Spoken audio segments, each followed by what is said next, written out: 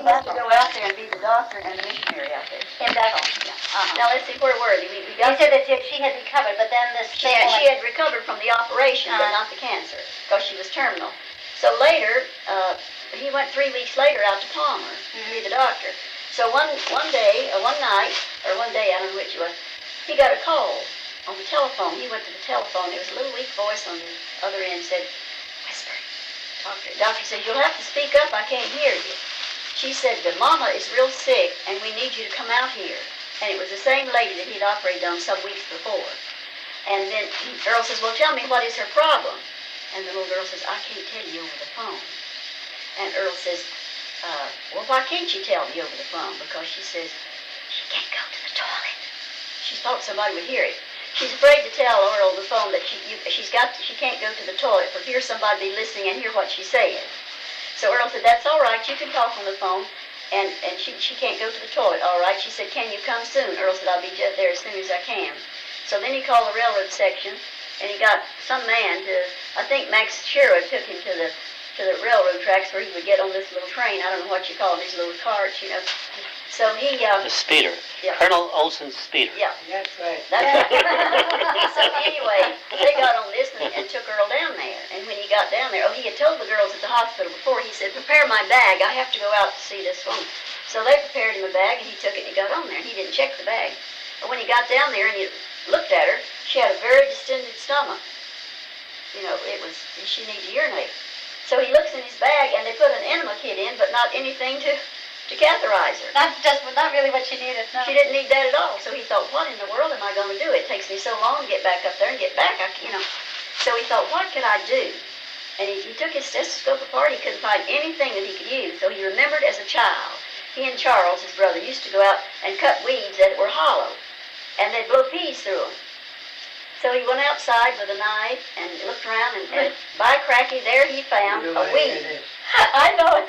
He found a hollow weed that he could use. So he took it and he scraped it off and flamed it, and went in there, inserted the weed, and boy, it came out. She got relief right away. So her husband said, oh, show me how to do that. I can do it next time. And her said, oh, no, you don't do this. You'd harm her. Right. So then she got relief, but she was so far gone, that they had candles. They were Catholic, I guess. They had candles burning around in the windows, and some of the neighbors had come in there to assist her, and the dogs were all over the table and everything. They shooed the dogs out, and so Earl would come in. So he did give her relief then, and then she died a few days later. Yes, but at least she got that pain. You were able to relieve of that pain. Are you interested in that story? Yeah, very much so. Very much so. I think the thing about... a lot about... of details? Perfect. Wonderful. I think about the story, the main thing about it is that he remembered that weed that he had. Yes. That had a hollow in it. Well, it also tells, his compassion for these people. And it also tells the situations he had to work with. Mm-hmm.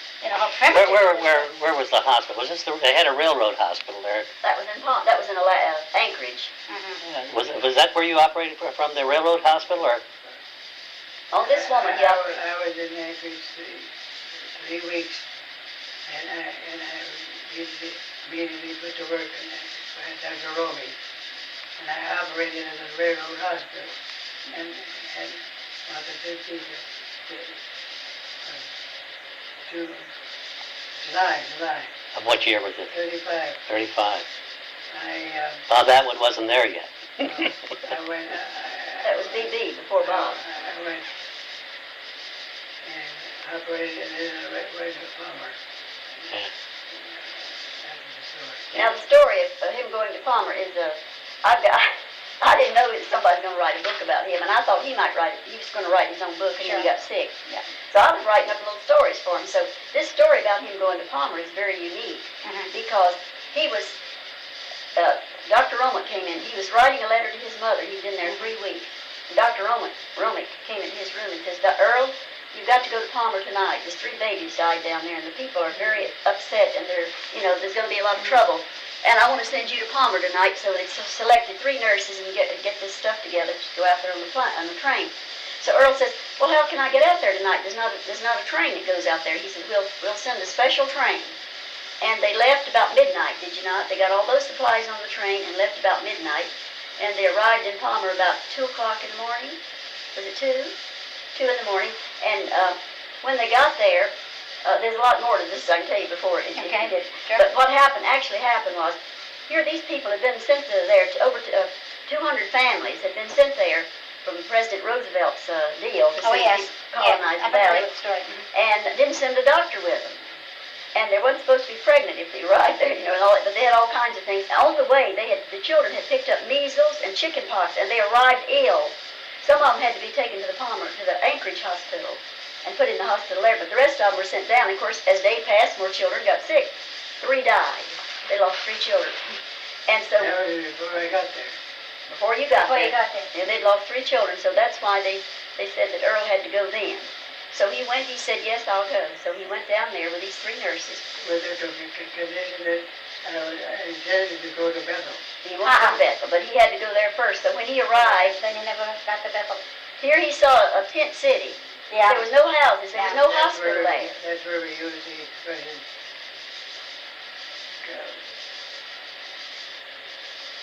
Man proposes, but God disposes. Yes, exactly. But see, everybody was so upset because an Earl said as the train pulled in and he and the nurses got off, it seemed just like a hush came over the valley.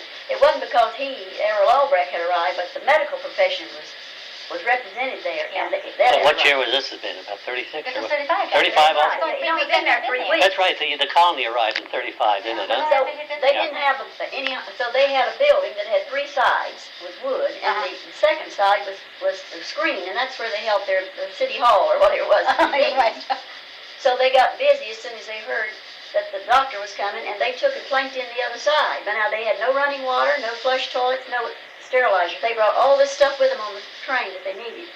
And at 2 o'clock that morning, he admitted the first patient, a young boy that had measles, chickenpox, and pneumonia, wasn't it?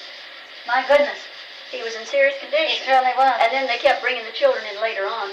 But the boy was much better the next morning. Your doctor got down there and got taking care of him. And then he got well, and none of the children died. One of the things that I had read was that the relief, and I think that you said this, something I read said that you said how the greatest thing about this was that you could see how the people just were so grateful when, to finally know that somebody would be there to care for their children. Where did you That's in some of the material that I read in the archives. That's what I sent up there, isn't it?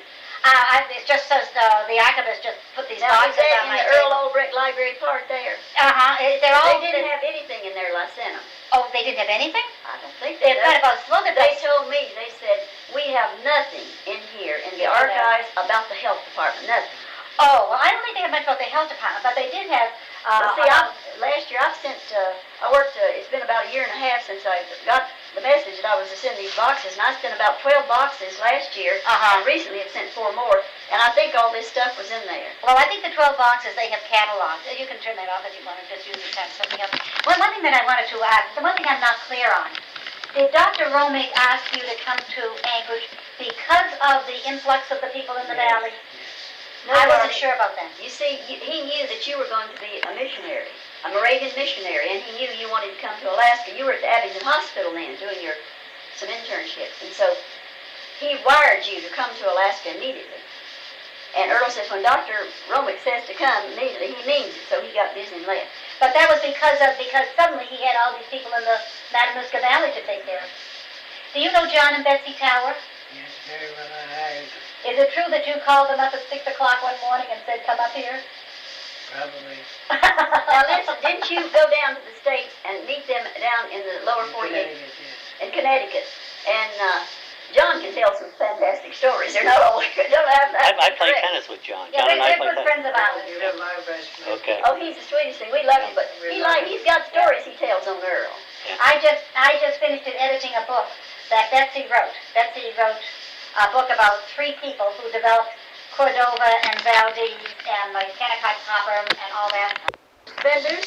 All. And was This is the carrying. Commissioner of Health? Yeah. When Earl was commissioner. Okay. Came to his house, Okay. and he had a bag of bananas in his hand. Of course, you didn't get bananas in Alaska. No. And he had on these suspenders, and he said he didn't look like anybody he thought was a commissioner, but he tells his story. So I have a pair of suspenders in the drawer in here on Earl's 75th birthday. They were invited. They came and had him a present. And they had bought him a pair of suspenders that looked like the same ones that he had on. Is that right? They came here? No, it's up in Anchorage. Oh, I see, okay. And so John can tell some very funny stories about Earl. I think some of the stories he makes up a little bit. But anyway, they're Well, okay. he told this story about having to wake up Betsy and saying, "That's Dr. Albrecht on the phone. What do you say?" She said, "Let's go." Dr. They're Charles. good friends of ours. Yeah, they've been wonderful to us. Wonderful friend of mine too. Yeah, they're marvelous people. We just love them. And Dr. Charles Heyman, you know, was No, I don't. he was when Earl left, when he resigned from the to be Commissioner of Health. They appointed Dr. Charles Heyman. That he was your assistant then, was he? Earl came to Maryland. I think they're living in Maryland. And was it Maryland you went to? I think it was, yeah. See, I've heard these names so many times, but I have to be sure that it was Maryland. He said, I was so impressed that the Commissioner of Health, he said, I've been hired by a lot of people, but nobody came to my home. And he said, I said to my wife, this is very unusual. Maybe we ought to go to Alaska. So he went up and Earl he hired so many of those people. You know, when he was Commissioner of Health, he picked them out, handpicked them to come up there. He did. That's what he had just said to me while you people were out when I was asking him about the challenges of being commissioner, and he said that because there had been no commission, there had been no health bureau before this, and that what he did was put together a good staff. One of the doctors, you may later on into your book, you'll run into the floating hospitals, the hygiene and so forth. I've got a lot of pictures about that. And there's a girl that lives in Wasilla, Kitty Gair. She was a nurse and we've been in her home and all, and she's just very fond of Earl. You should surely contact her. You should all right, Kitty Gair, if you want to. I have some names, but that's not one of them. And in fact, that's something you might. How's Gair spelled? Gaire, I think. No. Gair, that's right. You're correct. She's in Palmer? Or ain't she? She's in Wasilla. Now, Earl, I've got a list of doctors that he hired, and Dr. There was one female doctor that he hired there, Dr. Elaine Sweeney. No, that's not on the list either. Dr. Elaine Sweeney.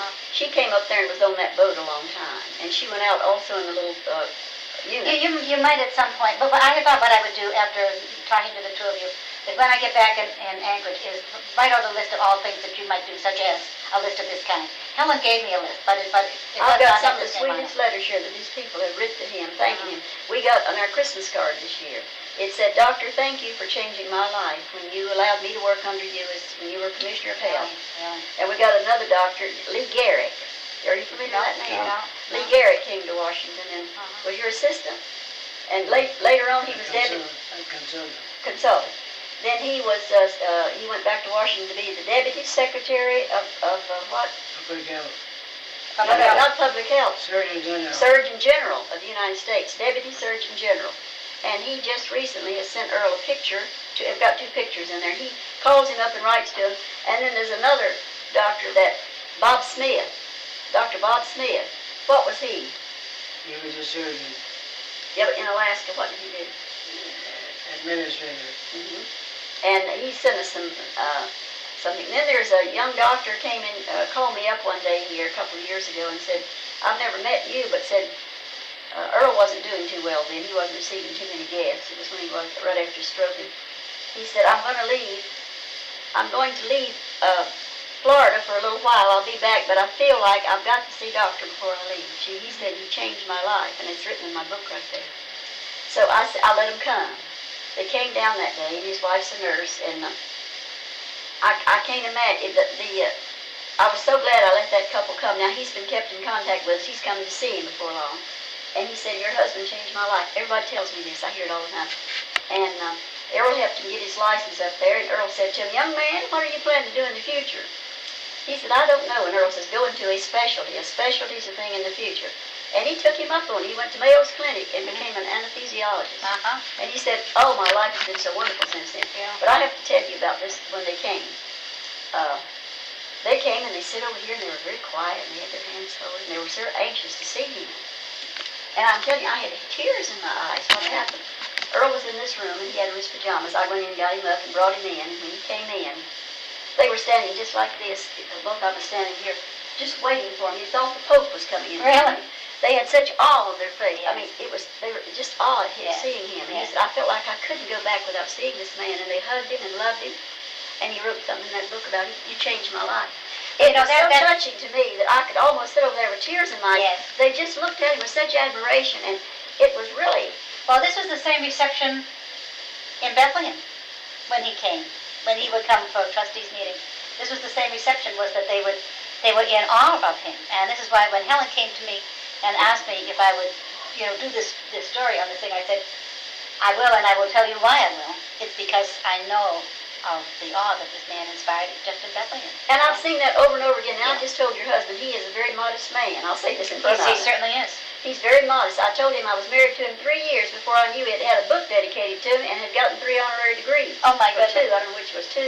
Yeah, I know you got one from Moravian. So I was looking in, we had moved to Philadelphia. And the original Alaska. Yeah, he was on the Board of Regents at the Yes, he University. was. That's And right. so one day I was looking, unpacking this stuff. We'd moved, we got married, we moved up to Philadelphia. And I saw all these books. I saw everything. I saw this book dedicated to Earl first, and I didn't even know that, so I put that to one side. And then I got to opening these boxes, and there were these honorary degree capes. And I said, and then I saw all these certificates, and I said, tell me about these. Oh, he said, I'd forgotten about those. I'd forgotten that he even had them. He never put them up on his wall. He never put No. he's got a lot of things Sure. up on his wall. Yeah. I said, honey, don't you want me to have these framed? He says, I don't have to put them on the wall. I know I've got them. That's right. You see what I mean? I do. And he's very, this will embarrass what I'm telling you in front of him. He's got to take a drink of water. But I was in awe because I didn't know that he had, I said, have you got anything else you can tell me about? Holding anything? You had never lived in Alaska with him during, No. had you? No. Well, he had asked me what was going to be in this book, and I said it was going to be certainly about his life in Alaska, what he had done there, and about the Circumpolar Health Organization. But Helen, because of her particular orientation, is also very anxious to have as much information about public health. In other words, particularly your years as commissioner. Well, that Robert she's really Fortine's letter, he has written way back about them. He said they have nothing, he says, I know of nothing from Earl's area to the present day about public health, and that should be written. You read that in his letter. Well, Helen is interested. There's actually an awful lot of ground that she wants to cover on this. So that I think probably the biggest problem about putting this book together is to know just how to balance it. Well, I and might how to tell do you this, that Dr. Fortine called me and talked to me about an hour and a half one Saturday. Sweet, I tell you, I hope you get to meet some of these people. Oh, I will indeed get And to meet. another man is John Middow. Oh, I know John. I know Dr. Meadow. Do you know Dr. Yes, Middow? yeah. Oh, I just got a sweet letter from him the other day. He and Dr. Fortine are 2 of my favorite people. I don't know Dr. Fortine, but when I was at the Times, I did quite a bit of work with him. I always had to go to Dr. Meadow, as the authority for many things. And one thing that was wonderful about Dr. Meadow, he would always come to the phone. He was never too busy. Well, when you ever see him, you know what he looks Oh, like? yes, big tall fellow. Isn't he nice? I've got so many pictures of him in here from my reception that he had. Now, Dr. Fortine has told Helen Byrne and told me on the phone it might be difficult for somebody that wasn't medically oriented to get things together in the book, and he will give you any help that he Wonderful. can. Well, I know that she has great hopes for this and quite great ambitions, but she really is concerned about an account of how how you started public health and got that going, because there was no public health. I've got a file in there, the search for the first commissioner. You get a kick out of my file. See, I've never done this kind of Well, work he also before. asked me where to send the files. He said, should I send them to you? And I said, no. Who said that? Earl, when we were Just send talking. them to the archives and mark them. I'll mark what they are so when they get Yes, there. they should all be in the library. I can tell you, if you had enough time, I can tell you exactly how it all started. When Earl was in the Army. Well, why don't we, it's getting a little late for you now. Why don't we, could I come over here tomorrow around 10 or so? Sure. Is that a convenient time for you? Oh, yes, sure. I'll make And time for you. and we'll leave, we have to be back in, I want you to go in the garage with me maybe tomorrow, and you see what I've got, and I've got it together. I've got the search for a commissioner of health. I've got the first letter that's ever written about it. Looking for the first, it's the original ones. See, Earl was in the Army there at Fort Richardson, and while he was in the Army, he was you had 4 or 5 hospitals under your command. How many? Well, You had all those outlying hospitals. You had Fort Richardson. You were the post surgeon and commander of your hospital there. But you had other hospitals. Elmendorf, did Elmendorf have a hospital at that time? Elmendorf didn't Elmendorf exist then. didn't exist. How about Eielson up at Fort there then? Actually, Ellendorf came before Fort Ridge. yes. Yeah. The hospital, the 5 hospitals were Barrow, Nome,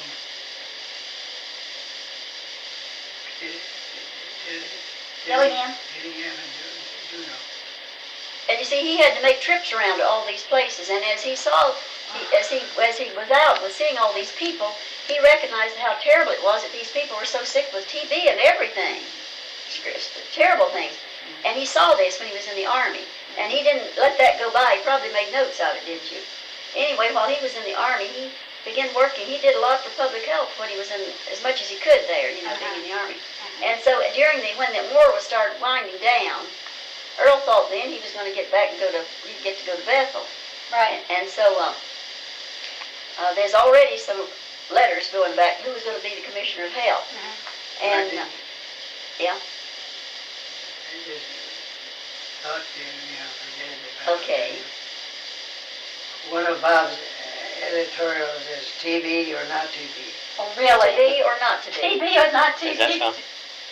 I have that file. I can look at it, but So there's Senator Greening, Governor Greening then was a governor. It was a territory now. Remember, this was a territory. Yeah. yeah, And he of course- succeeded Troy in 41, I believe.